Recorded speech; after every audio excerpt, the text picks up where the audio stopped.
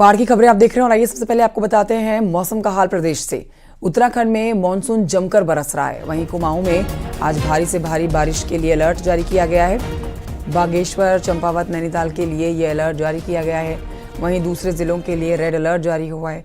मौसम विभाग के मुताबिक बारिश का ये सिलसिला अभी आगे कुछ दिनों तक चलता रहेगा।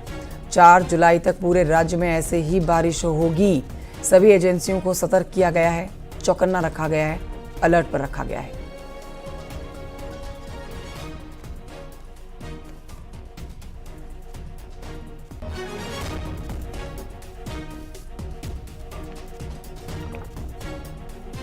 तो इसी मानसून का बेसब्री से इंतजार किया जा रहा था।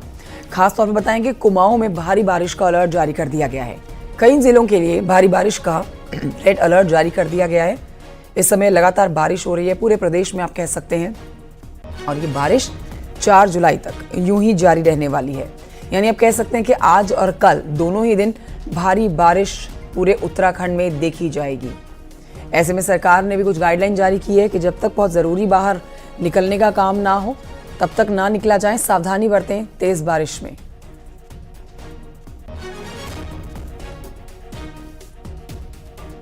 तो अब बारिश का साइड इफेक्ट भी दिखने लगा है। जगह जगह पर जल भराव, लोगों को आने जाने में दिक्कत और खास तौर पर बच्चों को यहाँ पर भारी दिक्कतों का सामना करना पड़ रहा है। भारी बारिश होने की संभावना जाहिर की है मौसम विभाग ने।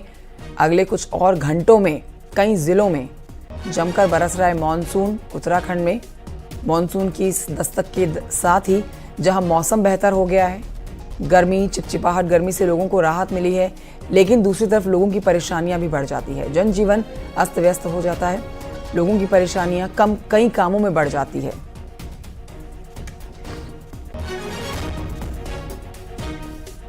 और आइए आगे बढ़ते हैं। बागेश्वर से आपको ये खबर दे देते हैं जहां पर पूरी रात लगातार बारिश जारी रही है। बारिश के कारण कई नदी नाले जो हैं वो उफान पर आ गए हैं। सरयू, गोमती का जो जलस्तर है वो बढ़ गया है। देर रात हुई बारिश से कई स्थानों पर सड़कों पर मलबा आ गया है।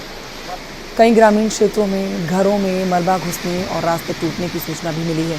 वहीं मंडलसेरा में कुंती गदेरा और भागीरथी गदेरा उफान में है। लोग दहशत में, आसपास के जो लोग यहाँ पर रहते हैं। इधर आपको बताएं कि भ्रतुंगा में आर्टिफिशियल झील से भी पानी निस्तारण नहीं हो पा रहा है। ग्रामीणों के अनुसार झील का आकार लगातार बढ़ रहा है, जिससे आसपास के लोगों की चिंता बढ़ती जा रही है। सुष्मिता थापा और जानकारी के साथ इस समय लाइव हमारे साथ मौजूद हैं और जानकारी हमें देंगी बागेश्वर की इस खबर पर। सुष्मिता, ये वाकई में हैरान करने वाली बात है कि देखिए बारिश का पहले इंतजार और अब जब बारिश हो रही है, जब उत्तराखंड में बारिश हो रही है, ये बारिश लोगों के लिए अब परेशानियां भी लेकर आ गई है। खास तौर पर अगर बागेश्वर की बात की जाए तो यहाँ पर तो लोगों को भारी दिक्कत हो रही है। सरयू, गोमती का जलस्तर बढ़ गया है। इस समय की अपडेट दीजिए। और आप भी इस समय छाता लेकर खड़ी हुई हैं, बारिश तेज हो रही है। देखिए, बागेश्वर में कल लगभग की बाद शाम से अब बारिश शुरू हुई है और उसके बाद लगातार बारिश जा रही है। बारिश से कई जगह से हम देख रहे हैं कि सड़कें बंद हो गई हैं। बाजार से बागेश्वर में सैकड़ों गाँवों में लाइट नहीं है और कई जगह संचार भी ठप हो गया है, जिससे कांटेक्ट कर पाना मुश्किल हो रहा है। और वहीं जो अब तक सूचना मिली है आपके विभाग से, वहाँ पे कांडा क्षेत्र में कई घरों में मलबा घुसने की समस्या सामने आ रही है। कई दीवारें टूट गई हैं और कई जगह पे रास्ते टूटने के मामले भी सामने आए हैं। और इसी क्रम में कल देर शाम जो मंडलसेरा है बागेश्वर का, उस क्षेत्र में जो कुंती नाला है और भागीरथी नाला है काफी उफान पे रही। उसके बाद उस क्षेत्र में लगभग आधे से ज्यादा घरों में जो मलबा है वो भर गया। उसके बाद प्रशासन पहुंचा और उन्होंने इन गड्ढे को साफ करवाया।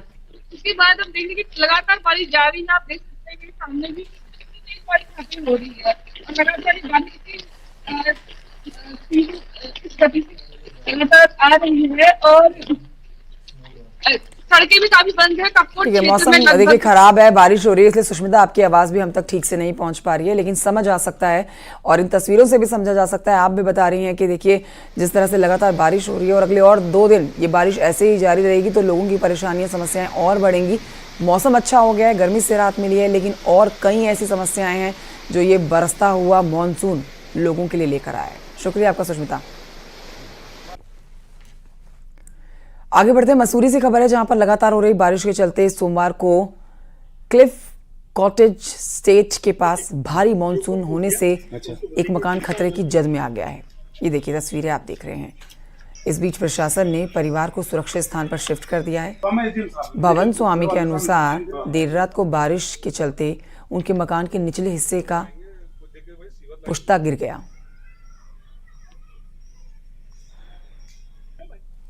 इसकी सीवर लाइन पूरी बंद थी यहाँ और इसका बैक मारा इसने। 1 महीने से जब काम लगा हुआ था यहाँ, तो हमने कहा चलो लगा हुआ, एसडीएम साहब के भी गए, 6 बार मैंने गढ़वाल स्थान में कंप्लेंट करी, लेकिन कोई फर्क नहीं पड़ा किसी ने।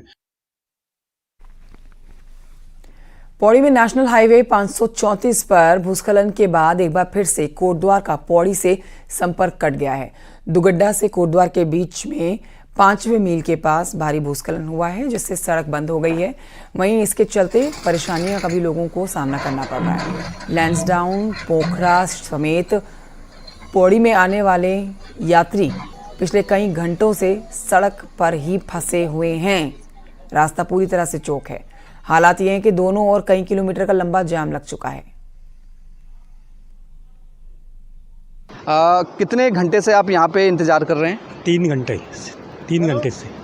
अभी क्या लग रहा है, कितना बता रहे हैं समय यहाँ पे? समय 1 घंटा लग ही जाएगा। अच्छा, 1 घंटा भी और लगेगा। तो ये जो रास्ता है ये काफ़ी खतरनाक हो चुका है। पहले भी आप 3 घंटे से इंतजार कर रहे हैं, तो भूस्खलन हो रहा है लगातार यहाँ पे? हाँ, हो रहा है, भूस्खलन हो रहा है।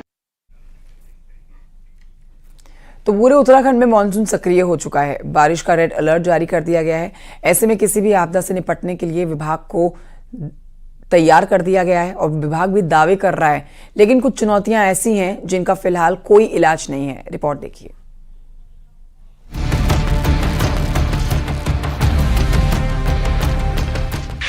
मानसून उत्तराखंड पर हमेशा ही मुसीबत बनकर टूटता है, लिहाजा मानसून की आहट के साथ ही मशीनरी भी अलर्ट कर दी गई थी। एनडीआरएफ, एसडीआरएफ को जरूरी साजो सामान के साथ तैनात कर दिया गया है। बरसात में सबसे ज्यादा नुकसान सड़कों का होता है, लिहाजा जेसीबी को तैनात तो कर दिया गया है, लेकिन कई लैंडस्लाइड जोन अभी भी मुसीबत बने हुए हैं। ऋषिकेश बद्रीनाथ हाईवे में 14 खतरनाक लैंडस्लाइड जोन है। केदारनाथ रूट पर 5 डरावने लैंडस्लाइड जोन हैं। उत्तरकाशी में धरासू से यमुनोत्री तक 5 जोन, तो यमुनोत्री हाईवे पर हरबर्टपुर से बड़कोट के बीच 7 डेंजर जोन। इसके अलावा भी 200 बेहद खतरनाक लैंडस्लाइड जोन है। लैंडस्लाइड को एक-एक करके, इसके अलावा जीएसआई ने लगभग 200 हॉटस्पॉट्स आइडेंटिफाई किए हैं जहां पर लैंडस्लाइड, उसमें कुछ तो हाईवे पे है जिसको कि नेशनल हाईवे और अन्य जो एजेंसियां टेकअप कर रही है। उसके अलावा जो है उनको हम टेकअप कर रहे हैं, उसकी डीपीआर बनाने की कार्रवाई चल रही है। जो क्रॉनिक लैंडस्लाइड एरियाज थे उन पे हम लोगों ने सैंक्शन दिया है, भारत सरकार ने भी सैंक्शन दिया है, जिस पे काम चल रहा है हम लोगों का। कुछ पे डीपीआर बना रहे हैं हम लोग, डिजाइन कर रहे हैं कैसे उसको स्लोप स्टेबलाइजेशन करना है। लेकिन नए भी कई बार आ जाता है जो छोटे स्लाइड्स हैं, या कहीं पे माइनर, कहीं पे कोई मलबा ज्यादा आ गया या कहीं बादल फट गया तो मलबा आ गया, तो उस पर भी हम लोग काम करते रहते हैं। बरसात में पुलों को भी खासा नुकसान पहुंचता है, लेकिन असुरक्षित घोषित किए गए 97 में से 18 पुलों को ही ठीक किया जा सका है, यानी बाकी के 79 पुलों पर इस सीजन बड़ा खतरा मंडराता रहेगा। लोकल लेवल पे हमारे एग्जीक्यूटिव इंजीनियर, हमारे सुपरिटेंडिंग इंजीनियर, ये लोग जिला प्रशासन की मदद से डिसाइड करते हैं कि किस पे आवागमन रखना है, किस पे नहीं रखना है, किस पे किस कैटेगरी की गाड़ियां हम लोग अलाउ करेंगे, किस पे पैदल करेंगे। तमाम इंतजामों के बावजूद लैंडस्लाइड जोन और जर्जर पुलों ने प्रशासन की चिंता बढ़ाई हुई है। लैंडस्लाइड जोन पर जेसीबी की तैनाती करने के सिवा प्रशासन के पास कोई और विकल्प नहीं है। यही हाल जर्जर हो चुके पुलों का भी है, लिहाजा इस मानसून सीजन आपकी सतर्कता ही आपका बचाव कर सकती है।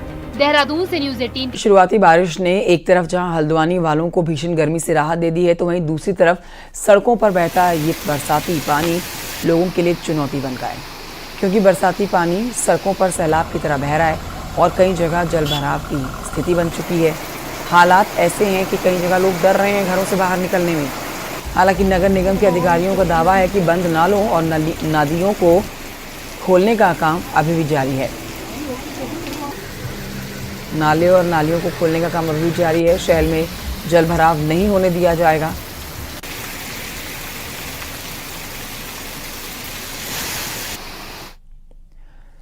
बागेश्वर में भ्रतुंगा के पास सरयू नदी में झील बनी। अभी खुली नहीं है। आपको बताएं कि नहीं खुल पाई नदी का पानी निकासी का रास्ता अभी नहीं बन पाया।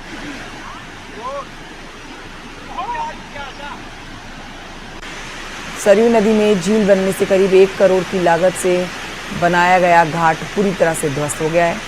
कई देवदार और सुराही के पेड़ भी झील में गिरकर समा गए हैं।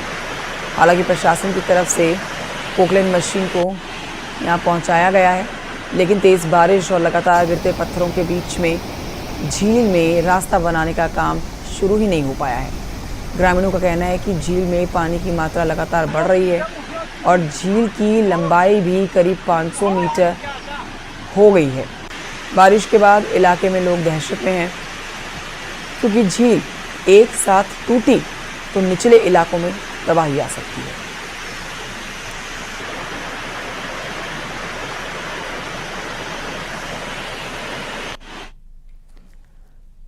उत्तराखंड के रुद्रपुर में एक भीषण सड़क हादसा हो गया। एक रुद्रपुर यहां पर काशीपुर रोड में एक स्कूल बस में 6 महिलाओं को टक्कर मार दी गई है, जिसमें से एक महिला की मौके पर मौत हो गई है, जबकि 5 महिलाएं गंभीर रूप से घायल हैं।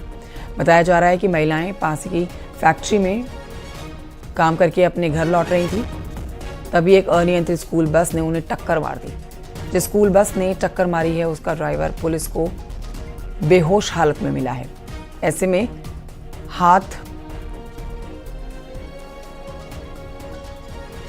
हादसे पर गंभीर सवाल खड़े हो रहे हैं। हादसे की वजह अभी साफ नहीं हो पाई है।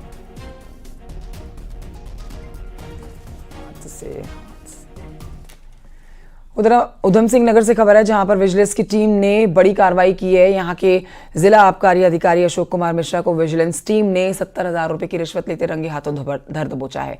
मिश्रा एक शराब कारोबारी से जुर्माना माफ करने के एवज में रिश्वत की मांग कर रहे हैं। रंगे हाथों पकड़े गए हैं। कुमाऊं सेक्टर की विजिलेंस टीम ने अशोक मिश्रा को उनके दफ्तर में ही रिश्वत लेते गिरफ्तार किया है।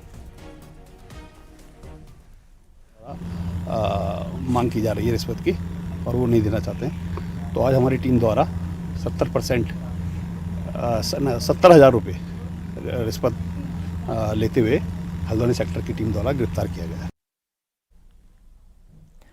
खबर देहरादून से है। यहां पर पुलिस ने फर्जी इंटरनेशनल कॉल सेंटर का पर्दाफाश किया है और कॉल सेंटर में काम कर रहे 3 लोगों को मौके से ही गिरफ्तार किया है। इनके पास से 36 लैपटॉप, 5 मोबाइल फोन, 5 मोडेम बरामद किए गए हैं। आरोपी खुद को विदेशी सॉफ्टवेयर कंपनी का कॉल सेंटर बताते थे और अमेरिकी नागरिकों से ठगी करते थे। एंटीवायरस के नाम से ये ठगी करते थे।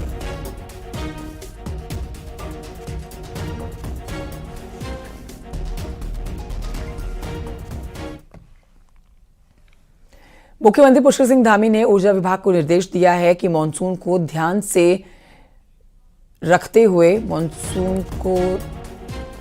में रखते हुए ट्रांसफार्मर का सेफ्टी ऑडिट किया जाए। मुख्यमंत्री मंगलवार को सचिवालय में ऊर्जा विभाग की समीक्षा मीटिंग ले रहे थे। मुख्यमंत्री ने 5 साल में प्रदेश में विद्युत उत्पादन दोगुना करने का टारगेट दिया है और कहा है कि बिजली के तीनों निगम आपस में कोऑर्डिनेशन के साथ काम करें।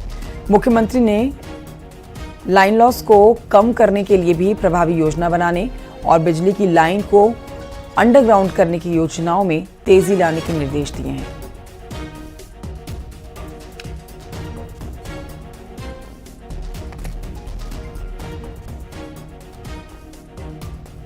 लोगों का क्रमवार रूप से हमने समीक्षा रखी है, जिससे कि जो पिछले दिनों काम हुए हैं हम कितना पहुंचे हैं, कितना हमारा लक्ष्य है। उत्तराखंड में सिंगल वुमेन यानी कि एकल महिलाओं को सरकार स्वरोजगार में मदद देगी। राज्य में ऐसी महिलाएं करीब 1 लाख हैं और 10 करोड़ रुपए के बजट वाली ये स्कीम इस साल शुरू होगी। ये रिपोर्ट देखिए।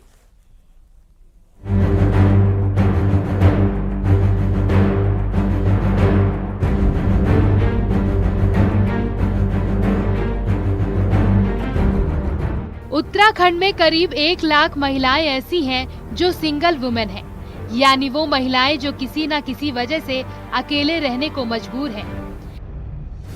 ऐसी महिलाएं खुद का रोजगार कर सके, इसके लिए सरकार मुख्यमंत्री एकल महिला स्वरोजगार स्कीम शुरू करने जा रही है। इस स्कीम में क्या कुछ होगा और इसकी शुरुआत कितनी महिलाओं के साथ होगी, इसको लेकर मंगलवार को कमेटी की पहली मीटिंग हुई और जल्द फाइनल ड्राफ्ट कैबिनेट के सामने रखा जाएगा। वित्त मंत्री प्रेमचंद अग्रवाल के मुताबिक योजना ब्लॉक लेवल पर लागू होगी और 18 से 50 साल की सिंगल वुमेन को स्वरोजगार में 75% तक सब्सिडी दी जाएगी। महिलाओं को हम इसलिए रोजगार देंगे ताकि वो अपने आत्मनिर्भर बन सके, क्योंकि सरकार की मंशा भी है कि आत्मनिर्भरता की ओर बढ़े, महिलाओं को हम सशक्तिकरण की ओर बढ़ाएं। इस नाते हमने ये स्कीम लागू की है। इस स्कीम का लॉन्च महिला बाल विकास विभाग करेगा, जिससे सिंगल वुमेन अपना रोजगार कर सकेंगी। साल 2011 की जनगणना के मुताबिक उत्तराखंड में विधवा महिलाएं 67,449 हैं, दिव्यांग महिलाएं 27,381 हैं, परिवार से अलग रहने वाली महिलाएं 5,840 हैं, तो किन्नर 4,555 हैं। फिलहाल स्कीम कागजों में बन रही है। सरकार का दावा इसे इसी साल लागू करने का है। ऐसे में देखना होगा कि स्कीम को धरातल पे उतारने में और कितना वक्त लगता है। दीपांकर भट्ट, न्यूज़ 18, देहरादून।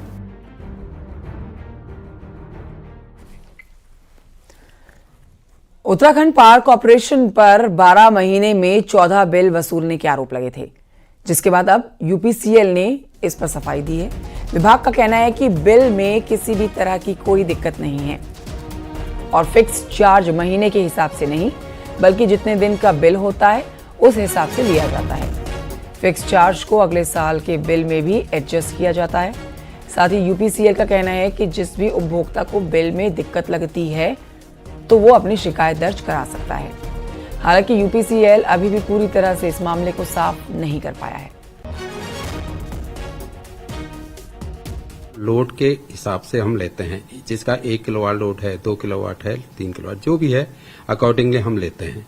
उसमें कभी भी किसी मंथ में अतिरिक्त नहीं होता। हर मंथ हमारे केवल साल में 12 ही बिल बनते हैं और 12 ही फिक्स चार्ज जो रेट होता है उसके अकॉर्डिंगली लेते हैं। इसमें कहीं कोई भ्रांति नहीं होनी चाहिए, जहां तक मैं समझता हूं। बढ़ते हैं आगे। हाईकोर्ट ने नैनीताल की सुखाताल झील के सौंदर्यीकरण पर लगी रोक को हटा दिया है। इस पर आपको जानकारी दे देते हैं कि कोर्ट ने झील के विकास प्राधिकरण और केएमवीएन को 3 महीनों के अंदर काम पूरा करने का आदेश दिया था।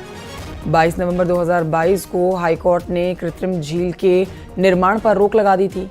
जिला प्रशासन ने कोर्ट से निर्माण की परमिशन मांगी थी और बताया था कि करीब 20 करोड़ रुपए इसमें खर्च हो चुके हैं। अब कोर्ट ने निर्माण की मंजूरी दे दी है। सुखाताल झील ही गर्मियों में नैनीताल को 40% तक पानी देती है। पे Nainital district level development authority द्वारा स्टे वैकेशन एप्लीकेशन लगाई गई थी। हमने ऑनरेबल कोर्ट को ये बताया कि 26 करोड़ में से तकरीबन 20 करोड़ रुपए हम पहले ही इसमें से खर्च कर चुके हैं और जो मुख्य 2 बिंदुओं पर ऑनरेबल कोर्ट ने स्टे दिया था, उन दोनों बिंदुओं के संबंध में clarification district level development authority द्वारा दिया गया। भारत और नेपाल के बीच में भले ही रोटी बेटी का रिश्ता है, लेकिन नेपाल की जो बेटियां बहू बनकर भारत आ रही हैं, उनमें उनके लिए अब नागरिकता का सवाल खड़ा हो गया है। जो काम करने आसानी से होता जा रहा है, जो काम पहले से आसानी से होता था, वो अब परेशानी बन चुका है। मामला 2 देशों का है, इसलिए उत्तराखंड सरकार ऐसे मामलों को लेकर विदेश मंत्रालय से बात करने जा रही है। देखिए इस पर रिपोर्ट।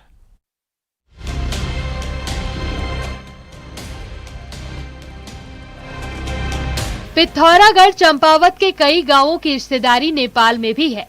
कई परिवार ऐसे हैं जो नेपाल से बहू लेकर आते हैं, लेकिन अब नेपाल से भारत आने वाली बहुओं के सामने नागरिकता का सवाल खड़ा हो गया है। बीते कुछ सालों में नेपाल की तरफ से आने वाली प्रक्रिया मुश्किल हुई है। नतीजा ये कि नेपाल से शादी के बाद भारत आने वाली बहुओं को भारतीय नागरिकता नहीं मिल पा रही। हाल ही में पिथौरागढ़ दौरे पर गए कैबिनेट मंत्री सतपाल महाराज ने इसे गंभीर मामला बताया है।